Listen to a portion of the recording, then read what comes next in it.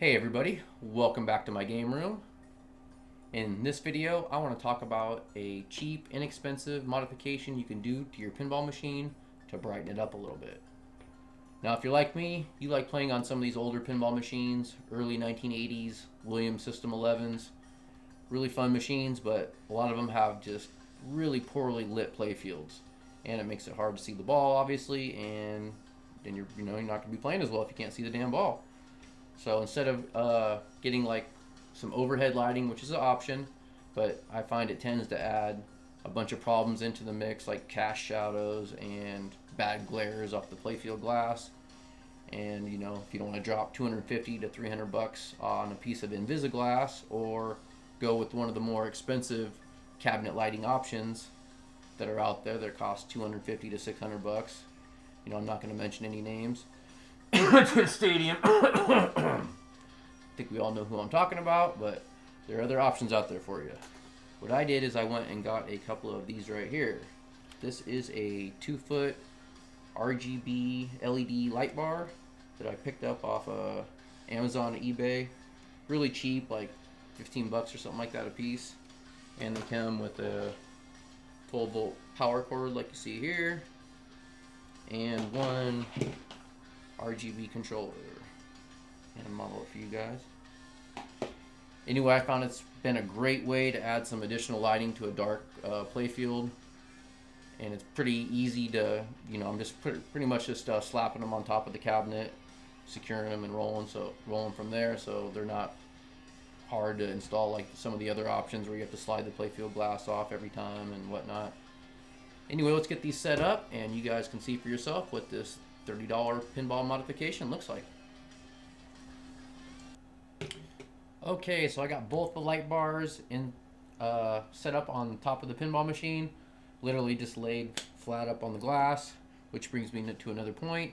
You want to put some type of barrier up to protect the machine, basically protect the glass if you got Invisiglass, or if you got some nice powder coated trim.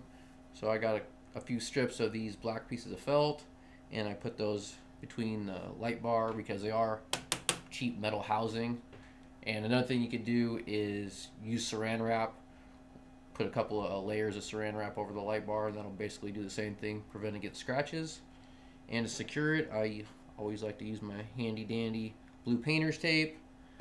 That's like Frank's Red Hot sauce around here. I put that shit on everything.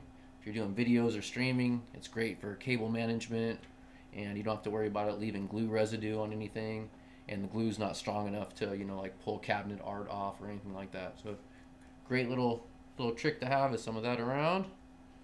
Always have a roll nearby when I'm streaming or doing videos. So let's transition to the next scene right quick. Here we go. We're gonna be showing off Jersey Jack's The Hobbit.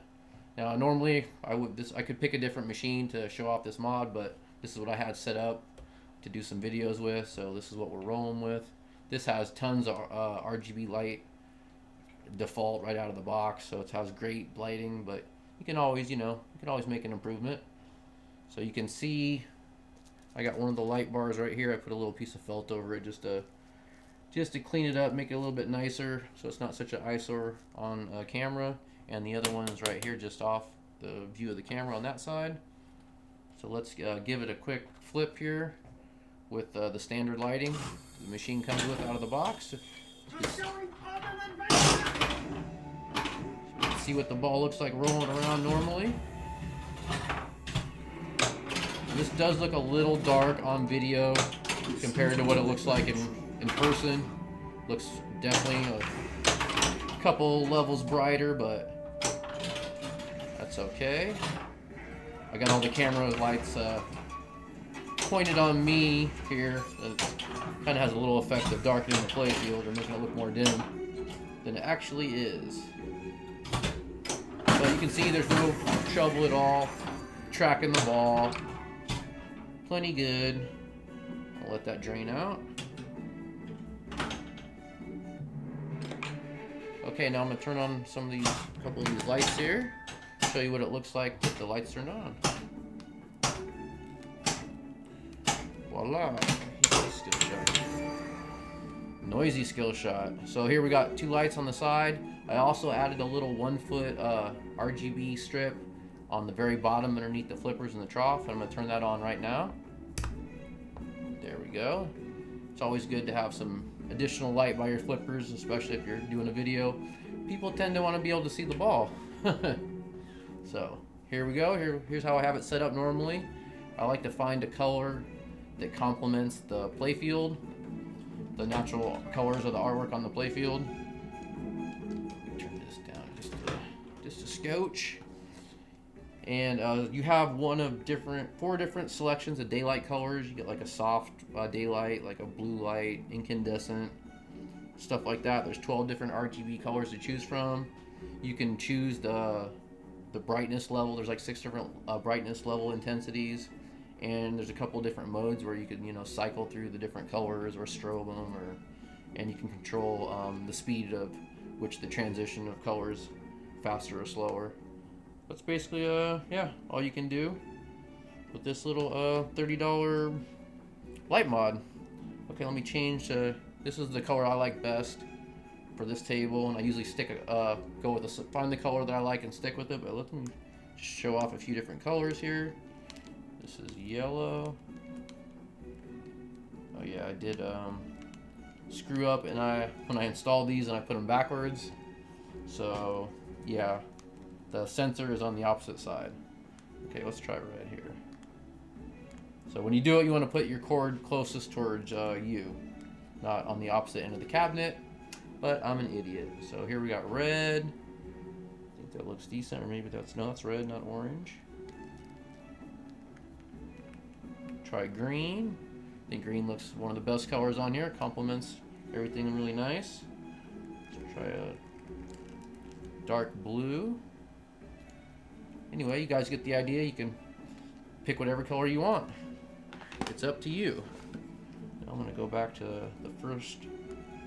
the one on the daylight setting. And we'll give this a quick flip. So you can see what the ball looks like moving around on the playfield. It's a giant improvement in person. Like the whole playfield's lit up. I can see every little detail. It's like a freaking concert, like concert lights over here in person.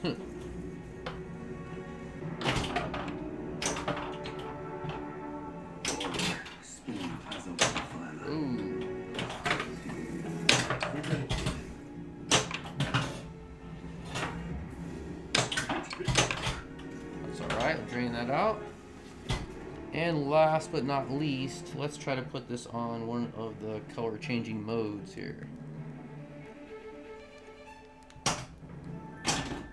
Okay, I do this right here.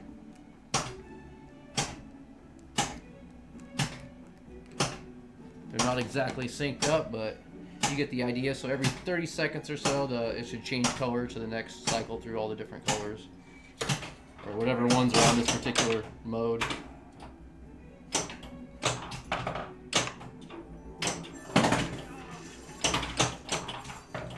I think it's a great little, something fun you can do to spice up your video, to add a nice color splash to your stream, if you're streaming pinball or something like that. And it just, just makes the table look great. Not many things you can do for 30 bucks that add this dramatic of an effect on your playfield. Ooh, and that's all she wrote, down the middle.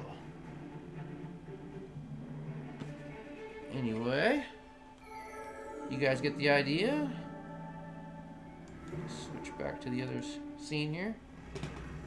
Well, that about wraps it up. Let me know what you guys think in the comment section about this little... You have nothing left. I have something left. I still got my pride and my dignity. Sheesh. Rude. Rude dragon. Anyway, let me know what you guys think in the comment section about this light mod. And thanks for watching the video. And we will catch you on the next one.